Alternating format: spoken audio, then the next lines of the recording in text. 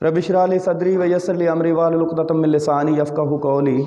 अज़ीज़ तलबा व तालिबात, अहमद शेर मुअल्लिम उर्दू आपकी खिदमत में एक नए लेक्चर के साथ हाज़िर है। अज़ीज़ तलबा व तालिबात, आज का हमारा लेक्चर साल अव्वल की हिस्सा क़वाइद व इंशा से लिया गया है और इसका एक हिस्सा मैं पहले आपकी खिदमत में पेश कर चुका हूँ जो तशबीह और इस्तारा पर मुश्तमिल था। उसका दूसरा हिस्सा जो है वो लेक्चर की तवालत के पेश नज़र के लेक्चर तवील हो जाएगा और इस तरह तवालत की वजह से मैंने फिर फ़ैसला किया था कि मैं उसी लेक्चर का दूसरा हिस्सा तलमी की सूरत में आपकी खिदमत में फिर से पेश करूँगा। तो उसी सिलसिले को आज आपके सामने पेश कर रहा हूँ, यानी ये लेक्चर उसी लेक्चर का एक हिस्सा है। अज़ीज़ तलबा व तालिबात, साल अव्वल की जो पहला सवाल है जो कसीरुल इंतखाबी, उसमें ग्रामर के 3 हिस्से हैं। पहला हिस्सा तशबीह, इस्तारा और तलमी पर मुश्तमिल होता है जिसमें से 5 कसीरुल इंतखाबी सवालात आते हैं। दूसरा हिस्सा शेरी इस्तिलाहात पर मुश्तमिल होता है जो कि इसके बाद मैं आपकी खिदमत में पेश करूँगा।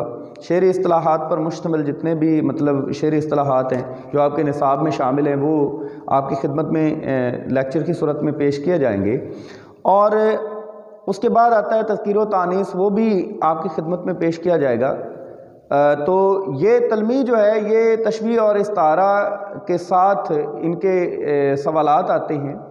यूँ समझ लें कि कभी कभी 2 तशबीह और 2 इस्तारा और इसी तरह एक तलमी से कसीरुल इंतखाबी सवाल आ जाता है, या 3 जो सवालात हैं वो तशबीह और इस्तारा पर मुश्तमिल होते हैं और 2 जो सवालात होते हैं वो तलमी पर मुश्तमिल होते हैं। इस तरह से ये 5 सवालात कसीरुल इंतखाबी सूरत में आपके पहले हिस्से में शामिल किए जाते हैं।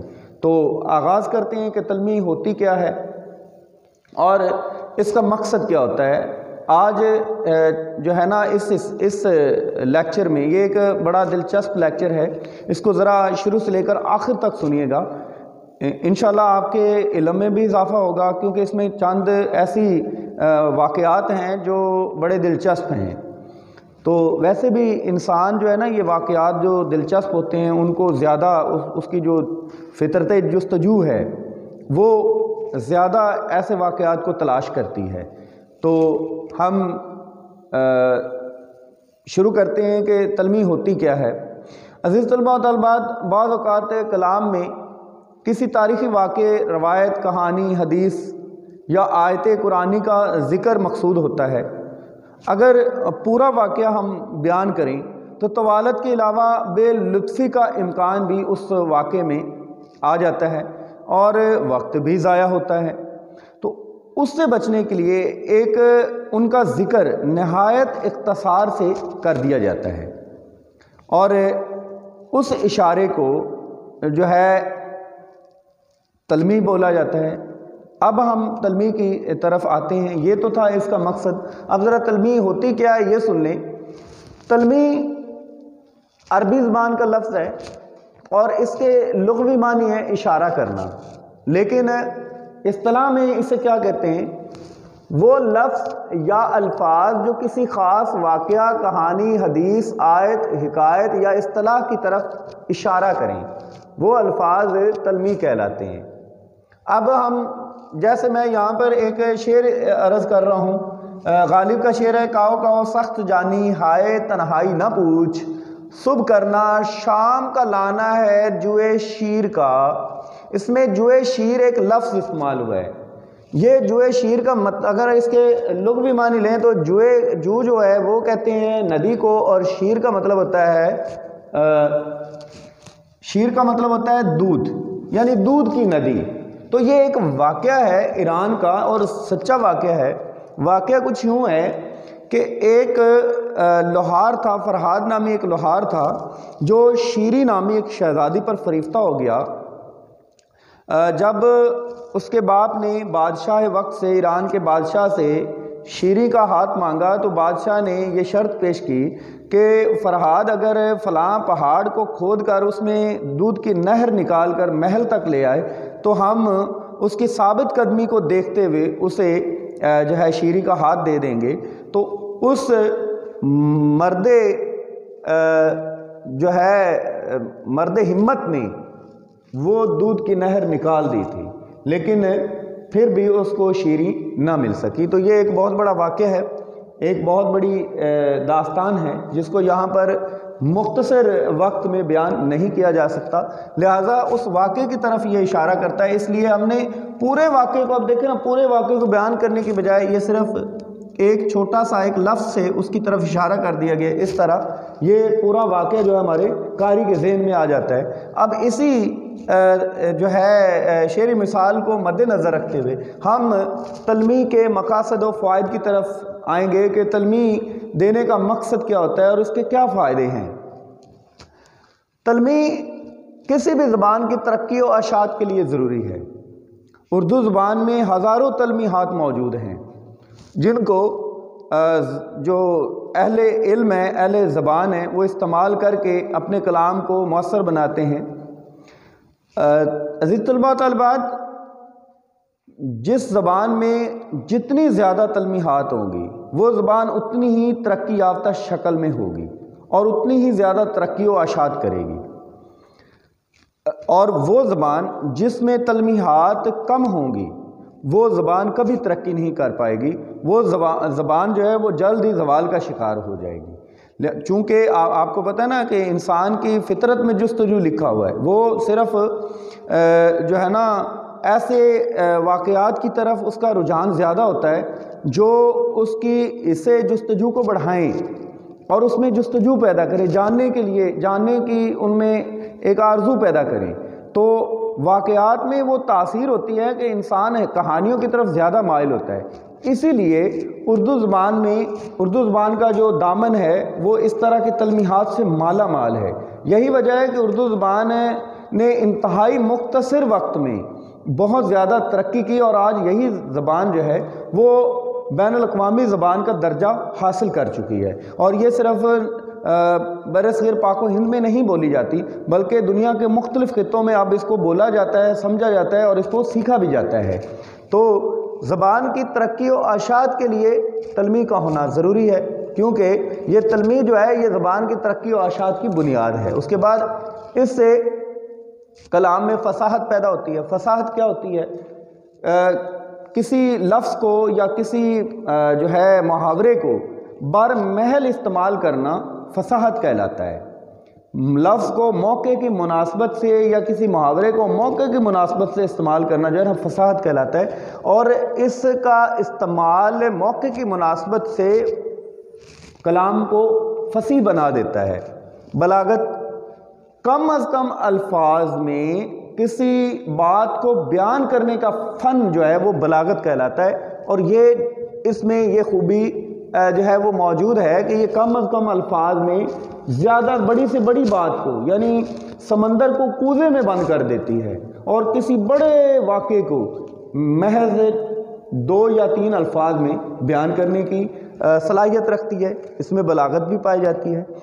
اس سے عزیز طلباء و طالبات، اس سے کلام میں خوبصورتی آتی ہے، حسن بیان بڑھ جاتا ہے، اور جو اس کا سب سے بڑا مقصد ہے یا اس کا فائدہ ہے وہ ہے اختصار، وقت کا بچاؤ۔ یعنی آپ چند الفاظ سے ایک بہت بڑے واقعے کو بیان کر کے نہ صرف اس کو مختصر کر دیتے ہیں بلکہ وقت بھی بچا لیتے ہیں، تو یہ بھی اس میں خوبی ہے۔ جی، کلام میں لطف پیدا کرتی ہے، کلام میں ایک چاشنی، ایک جاذبیت پیدا کرتی ہے، تو یہ اس کے فائدے ہیں۔ اب ہم آتے ہیں، پہلے شعر کی میں نے مثال دے دی تھی، یہ شعری مثالیں ہیں عزیز طلباء و طالبات جو میں نے یہاں پر بیان کی ہیں۔ اب ہم ان شعری مثالوں سے کچھ جو تلمیحات ہیں ان کا میں اختصار سے ذکر کرتا ہوں۔ یہ اگلا شعر میر کا ہے، سب پہ جس بار نے گرانی کی اس کو یہ ناتواں اٹھا لایا۔ یہ ایک قرآن مجید کی آیت ہے جس میں فرمایا گیا کہ اور ہم نے اس امانت کو، یہ مفہوم ہے، اللہ تعالیٰ کبھی بیش معاف فرمائے کہ اور ہم نے اس امانت کو جو ہے کائنات کی ہر چیز کے سامنے پیش کیا، لیکن تمام کائنات کی چیزوں نے اسے اپنانے سے، اس کو اٹھانے سے انکار کر دیا، لیکن انسان ہی وہ مخلوق تھی جس نے اس امانت کو اپنے سر پر اٹھایا۔ تو یہ وہ امانت کون سی تھی؟ وہ خلافت کی امانت بھی ہو سکتی ہے، کیونکہ انسان خلیفۃ الارض کہلاتا ہے، تو اللہ تعالیٰ نے اس کو اپنا خلیفہ بنا کر، اس کو اپنا نائب بنا کر اس دنیا میں بھیجا ہے، اس لیے بھی یہ اس کی طرف بھی اشارہ ہو سکتا ہے۔ اس کے بعد ہے جی اگلا شعر، بے خطر کود پڑا آتش نمرود میں عشق، عقل ہے محو تماشائے لب بام ابھی۔ یہ علامہ محمد اقبال کا بڑا ہی مشہور و معروف شعر ہے۔ اس میں جو ہے آتش نمرود یہ تلمیح استعمال ہوئی ہے۔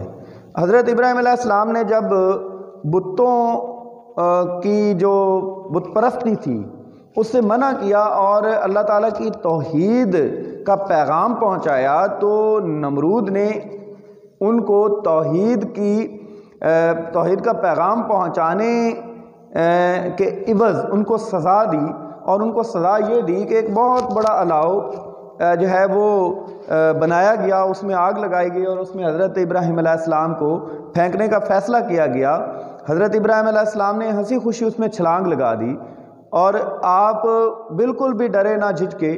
یہ عشق کی طاقت تھی، جو عشق الہی کی طاقت تھی، جس نے حضرت ابراہیم علیہ السلام کو مطمئن کیا اور انہوں نے بے خطر اس میں چھلانگ لگا دی، کیونکہ یہ باتیں جو عشق کی طاقت کی باتیں یہ عقل سے ماورا ہوتی ہیں۔ اس لیے اقبال نے اس میں اس واقعے کو بڑی خوبصورتی سے عشق کی طاقت کو بیان کرنے کے لیے بیان کیا ہے۔ اگلا شعر ہے، کیا فرض ہے کہ سب کو ملے ایک سا جواب، آؤ نا ہم بھی سیر کریں کوہ طور کی۔ اب یہاں پر لفظ کوہ طور جو ہے یہ استعمال ہوا ہے، یہ بھی عزیز طلباء و طالبات ایک واقعہ ہے۔ حضرت موسیٰ علیہ السلام کو بنی اسرائیل نے یہ مطالبہ تقاضا کیا کہ اگر اللہ تعالیٰ کا کوئی وجود ہے اور اللہ تعالیٰ برحق ہے تو اسے کہو کہ ہم اس کو دیکھنا چاہتے ہیں، اس کی تجلی چاہتے ہیں۔ تو حضرت موسیٰ علیہ السلام نے جب اللہ تعالیٰ سے جا کر عرض کی کہ میری قوم یہ چاہتی ہے، تو اللہ تعالیٰ نے فرمایا کہ اے موسیٰ میری تجلی دیکھنا تم لوگوں کے بس کی بات نہیں ہے، کیونکہ میری تجلی کی تاب تم لوگ انسان نہیں لا سکتا۔ تو یہ اس کی طرف اشارہ ہے۔ اگلا شعر ہے، ایک کھیل ہے اورنگ سلیماں میرے نزدیک، ایک بات ہے اعجاز مسیحا میرے آگے۔ اس میں دو تلمیحات استعمال ہوئی ہیں، ایک تو اورنگ سلیماں ہے، ایک اعجاز مسیحا ہے۔ اورنگ سلیمان جو ہے یہ دو اس کی میں واقعات بیان کر دیتا ہوں، یہ دو چیزوں کی طرف اشارہ کرتی ہیں۔ اس سے مراد حضرت سلیمان علیہ السلام کا ایک تخت بھی لیا جاتا ہے۔ حضرت سلیمان علیہ السلام کے بارے میں بتاتا چلوں کہ حضرت سلیمان علیہ السلام جو ہیں یہ اللہ تعالیٰ کے نبی تھے، اور یہ نہ صرف انسانوں کے نبی تھے بلکہ جنوں پر بھی ان کی حکومت تھی۔ تو ان کے پاس ایک تخت تھا جس کو اورنگ سلیماں بولا جاتا ہے۔ اس تخت کی خصوصیت یہ تھی کہ یہ ہوا کے دوش پر اڑتا تھا، اور اللہ تعالیٰ جو ہے نا اللہ تعالیٰ کے حکم سے حضرت سلیمان علیہ السلام ہوا کو حکم دیتے تھے کہ ہوا پر بھی حضرت سلیمان علیہ السلام کا اختیار تھا، اور آپ ہوا کو حکم دیتے کہ اس تخت کو لے کر فلاں جگہ پہنچا دو، تو ہوا اس کو لے کر اسی جگہ تک مطلوبہ مقام تک پہنچا دیتی تھی۔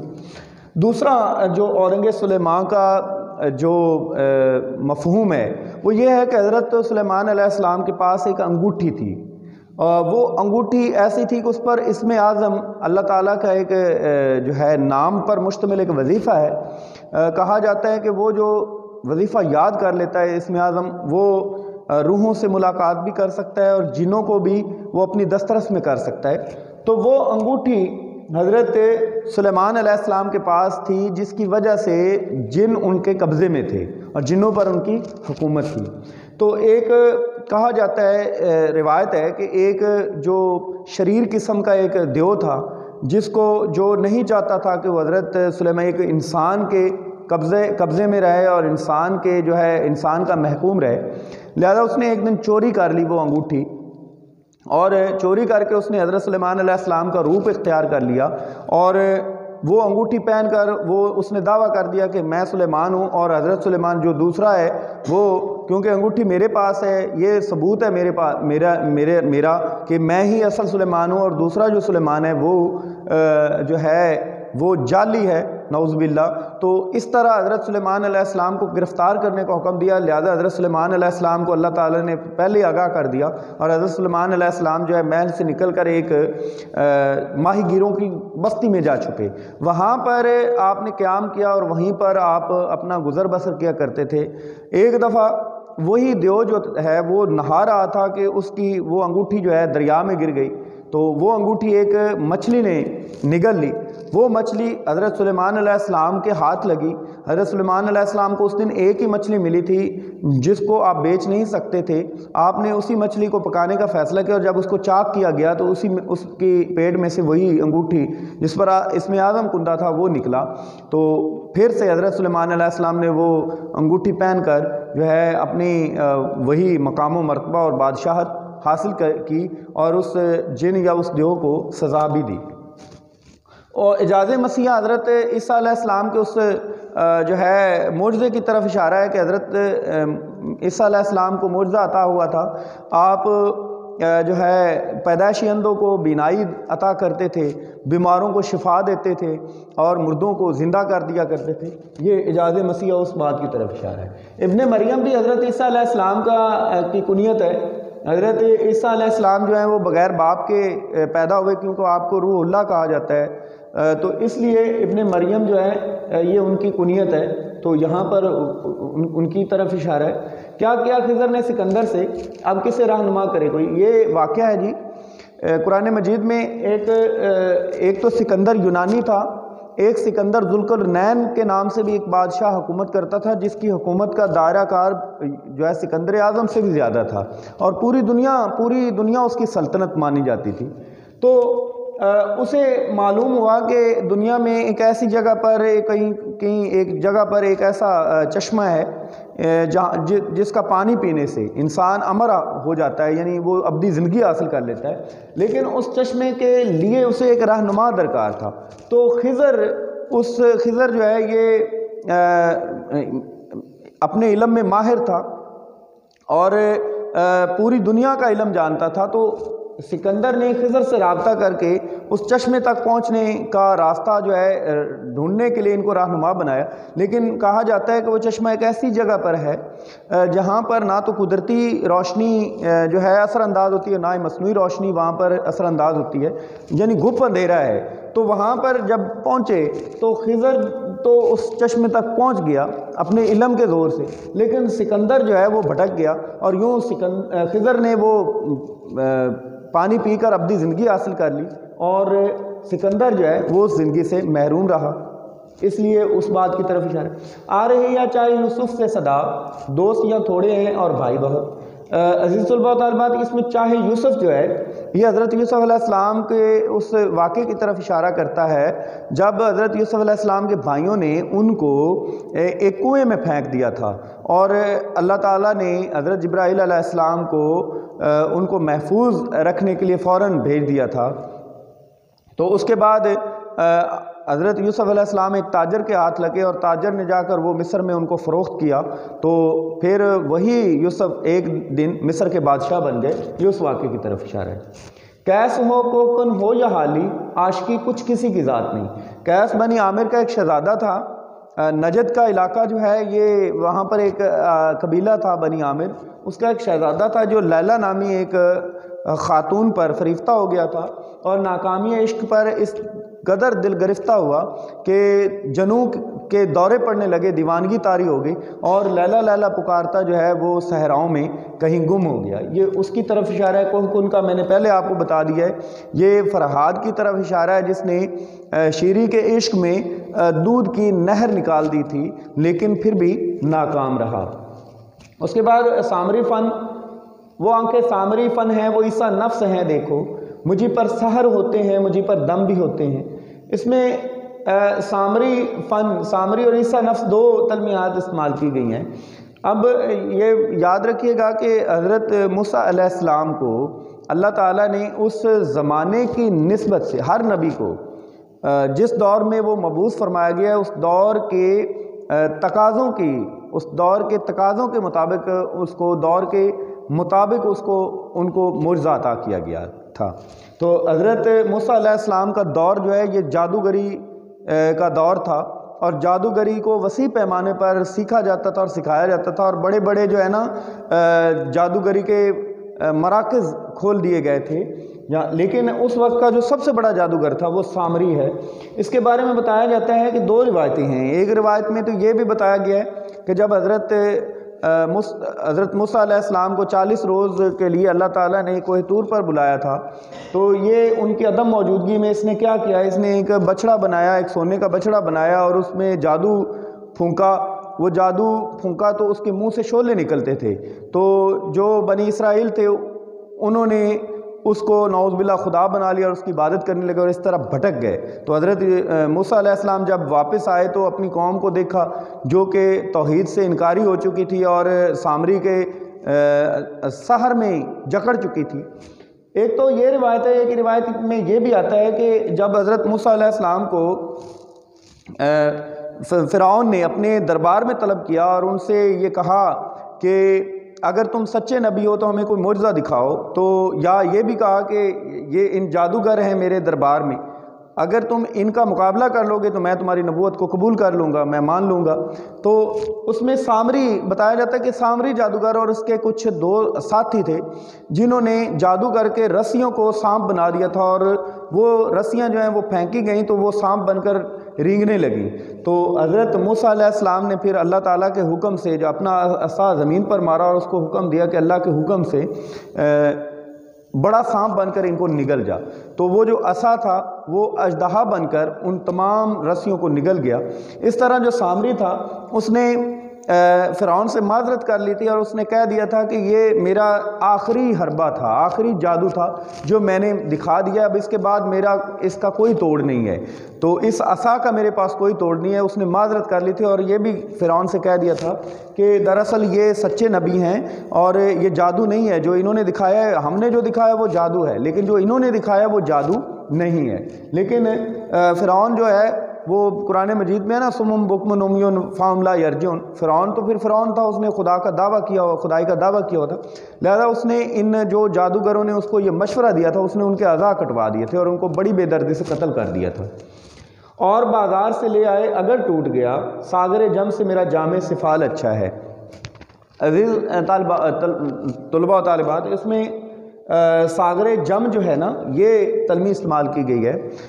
ایران کا ایک مشہور بادشاہ جمشید نامی گزرا ہے جس کے بارے میں بتایا جاتا ہے کہ اس کے پاس ایک طلسماتی پیالہ تھا۔ روایت میں آتا ہے کہ اس پیالے میں وہ پانی ڈال کر اس کو حکم دیتا تھا کہ فلاں چیز کا مجھے منظر دکھا دو، تو جس طرح CCTV کیمراز لگے اور ہم ہر چیز کو دیکھ رہے ہوتے ہیں اسی طرح وہ منظر اس کے سامنے آ جاتا۔ فلاں فرض کریں اس نے کہنا ہوتا تھا کہ مجھے اپنے محل کے فلاں حصے کا منظر دکھاؤ تو اس کے سامنے آ جاتا تھا۔ اور روایت میں آتا ہے کہ ایسا نہیں تھا، بلکہ کچھ اور جو روایت کی جاتی ہے اس میں یہ تھا کہ اس میں علم الاعداد کی مدد سے کچھ ہندسے اس میں کندہ کیے گئے تھے اس کے اندر، اور ان ہندسوں کی مدد سے جو ہے وہ علم نجوم کی مدد سے جو جمشید ہے وہ مستقبل کی پیش گوئی کر دیا کرتا تھا۔ تو یہ دو روایتیں ہیں، تو یہ ان کی طرف اشارہ ہے۔ اس کو جامع جہان نما بھی کہتے ہیں اور جامع جمشید کا نام بھی دیا جاتا ہے۔ عزیز طلباء و طالبات، یہ تو وہ تھیں جو مختلف اشعار جو آپ کے مختلف جو پیپرز ہیں 5 سالہ پیپرز ان میں یہ آئے ہیں، تو میں نے ان کو آپ کے گوش گزار کر دیا ہے۔ یہ وہ سوالات ہیں جو بار بار امتحان میں تلمیح کی صورت میں یا کثیر الانتخابی صورت میں تلمیح کے مد میں پوچھا جاتا ہے، تو یہ میں نے بیان کر دیے ہیں۔ اب کچھ مشہور تلمیحات ہیں جو اردو میں استعمال ہوتی ہیں، زیادہ سے زیادہ جن کو استعمال کیا جاتا ہے، ان میں ویسے تو اور بھی ہیں لیکن جو آپ کے سلیبس میں ہیں، جو آپ کے زیادہ سے زیادہ آپ کے پیپر میں استعمال کی گئی ہیں وہ یہ ہیں، تو ان کو میں بیان کر دیتا ہوں۔ آب حیات میں نے بیان کر دیا ہے۔ ایک فرضی چشمہ جس کے بارے میں بتایا جاتا ہے کہ اس کا پانی پی لینے سے انسان ابدی زندگی حاصل کر لیتا ہے۔ آتش نمرود کا ذکر بھی میں کر چکا ہوں۔ آدم و حوا سے مراد حضرت آدم علیہ السلام جن کے بارے میں بتایا جاتا ہے کہ یہ اللہ تعالیٰ نے ان کو مٹی سے پیدا کیا تھا، اور یہ پہلے انسان، دنیا کے پہلے انسان، ہمارے جد امجد بھی ہیں، انسانوں کے جد امجد، انسانوں کے جد الاجداد ان کو کہا جاتا ہے۔ تو یہ ان کو جو ہے نا عبرانی زبان مٹیالے رنگ کا بھی کہا جاتا ہے۔ تو حوا جو ہے پہلی خاتون جو ہماری اماں حوا کے نام سے جانی جاتی ہے، آدم و حوا کی جوڑی مشہور ہے، تو یہ ان کی طرف اشارہ ہے۔ آزر حضرت ابراہیم علیہ السلام کے والد کا نام تھا۔ حضرت ابراہیم علیہ السلام کا جو والد تھا وہ بت فروش بھی تھا اور بت پرست بھی تھا۔ حضرت ابراہیم علیہ السلام کو جو ہے نا وہ توحید کا پیغام دینے کے لیے مبعوث فرمایا گیا تھا، تو ان کے دور میں بت پرستی عام تھی۔ تو آزر چونکہ بت فروش تھا لہذا یہ خود بت بناتا تھا اور ان کو فروخت کرتا تھا اور خود بتوں کی پوجا بھی کرتا تھا۔ تو حضرت ابراہیم علیہ السلام جب ہوش میں آئے، ہوش و حواس انہوں نے سنبھالا، تو انہوں نے جو ہے ان بت پرستی سے اپنے باپ کو منع کر دیا۔ تو یہ جو ہے نا ایک روایت میں آتا ہے کہ یہ ان کے چچا بھی تھے، لیکن جو مستند روایت ہے صحیح بخاری کی روح سے، ایک حدیث کی روح سے، حضرت ابراہیم علیہ السلام کے والد کا نام آزر ہی تھا۔ آئینہ سکندر، عزیز طلباء و طالبات، سکندر اعظم یونانی نے اپنے سائنسدانوں کو، اس وقت کے بڑے بڑے جو مہارت یافتہ لوگ تھے، ان کو کاریگر تھے، ان کو حکم دیا کہ ایک ایسی چیز بنائیں جس میں انسان اپنا عکس دیکھ سکے، جس طرح پانی میں وہ دیکھتا ہے۔ تو وہاں کے جو لوگ تھے انہوں نے بڑی کوشش کی کہ ایسی کوئی چیز بنائیں کہ جس میں انسان اپنا عکس دیکھ سکے، لیکن اس میں وہ ناکام ہوئے۔ پھر ایک لوہار نے جو ہے لوہے کو اس طرح سے اس کی کثافتیں دور کی کہ اس کو اتنا شفاف بنا دیا کہ اس میں انسان اپنا عکس دیکھ سکتا تھا۔ تو اس روایت کی روح سے، اس حکایت کی طرف اشارہ کرتے ہوئے اس کو اصل میں یہ لفظ آہینہ لوہے کو کہتے ہیں، آہینہ سکندر ہے، لیکن بعد میں اس کو آئینہ سکندر بنا دیا گیا۔ اس کے بعد پیر مغاں وہ شخص جو انسان اور اللہ تعالیٰ کے درمیان ایک واسطے کا کام دیتا ہے اور ایک انسان کی اللہ تعالیٰ تک رسائی کا سبب بنتا ہے، اس کو پیر مغاں بولا جاتا ہے۔ اس کو محض پیر بھی بولا جاتا ہے۔ جامع جہانما کا ذکر میں نے کر دیا، یہ ایک مشہور پہلا اخبار بھی ہے اردو کا، جو برصغیر پاک و ہند کی تاریخ میں پہلا اخبار جو تھا اس کا نام جامع جہانما ہی تھا۔ اس کے بعد ہے جی زلیخا، عزیز مصر کی بیوی، جو حضرت یوسف علیہ السلام کی جو ہے رسوائی کا باعث بنی، اور اس کی وجہ سے حضرت یوسف علیہ السلام کو 7 سال قید کی سزا کاٹنی پڑی، تاہم بعد میں وہ رہا ہو کر جو ہے جب مصر کے بادشاہ بن گئے تو پھر اسی زلیخا نے ان سے التجا کی کہ میری غلطی اللہ تعالیٰ سے معاف کرائے اور مجھے اپنی زوجیت میں لے، چونکہ یہ اس وقت بوڑھی ہو چکی تھی اور نابینا بھی ہو چکی تھی۔ تو حضرت یوسف علیہ السلام نے دعا کر کے اس کی جوانی بھی لوٹائی اور اس کی جو بینائی ہے وہ بھی واپس دلوائی، اس کے بعد اس سے نکاح کر لیا۔ سامری کا ذکر میں نے کر دیا، طور سینا ایک پہاڑ جہاں پر حضرت موسیٰ علیہ السلام کو نبوت ملی، اور حضرت موسیٰ علیہ السلام جہاں پر اللہ تعالیٰ سے ہم کلام ہوتے تھے، تو یہ اس مشہور پہاڑ کا نام ہے جو وادی سینا میں پایا جاتا ہے۔ فرحاد کا ذکر بھی میں نے کر دیا۔ من و سلوہ، حضرت موسیٰ علیہ السلام بنی اسرائیل کی سورہ بقرہ میں اس کا ذکر آیا ہے۔